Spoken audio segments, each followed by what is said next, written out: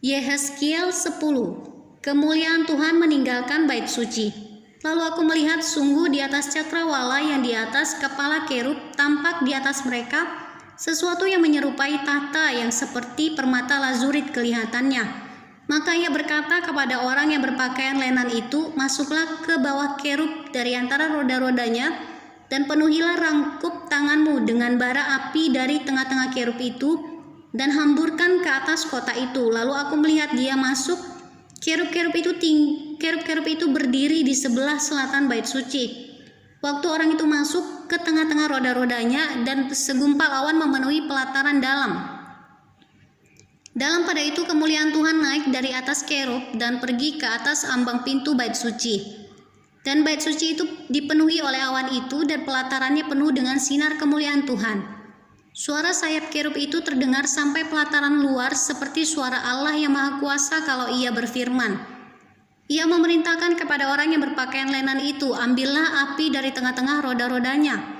Dari tengah-tengah kerub itu, maka yang berpakaian lenan ini pergi berdiri di samping salah satu dari roda-roda itu. Lalu seorang kerub itu mengulurkan tangannya dari tengah kerub-kerub ke api yang ada di tengah-tengah mereka. Diambilnya sedikit dan ditaruhnya di dalam tangan orang yang berpakaian lenan. Orang ini menerimanya dan pergi. Pada kerub-kerub itu tampak yang menyerupai tangan manusia di bawah sayap mereka. Aku melihat sungguh di samping kerub-kerub itu terdapat 4 roda. 1 roda di samping seorang kerub dan roda-roda ini kelihatan seperti kilauan permata pirus. Kelihatannya keempatnya adalah serupa, seolah-olah roda yang satu di tengah-tengah yang lain. Kalau mereka berjalan seperti dapat menuju ke 4 jurusan tanpa berbalik kalau berjalan. Karena tempat mana yang dituju oleh yang di muka, ke situlah pergi yang lain-lain tanpa berbalik kalau berjalan. Seluruh badan mereka, punggungnya, tangannya, sayapnya, dan roda-rodanya penuh dengan mata sekelilingnya.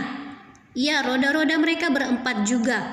Aku dengar bahwa roda-rodanya disebut puting beliung, masing-masing mempunyai 4 muka. Muka yang pertama ialah muka kerub, yang kedua ialah muka manusia, yang ketiga ialah muka singa, dan yang keempat ialah muka Raja Wali. Kerub-kerub itu naik ke atas, itulah makhluk-makhluk hidup yang dahulu kulihat di tepi sungai Kebar. Kalau kerub-kerub itu berjalan, roda-roda itu juga berjalan di samping mereka. Kalau kerub-kerub itu mengangkat sayapnya untuk terbang dari tanah, roda-roda itu tidak bergerak dari samping mereka. Kalau kerub-kerub itu berhenti, roda-roda itu berhenti. Kalau kerub-kerub itu naik ke atas, roda-roda itu bersama-sama naik dengan mereka.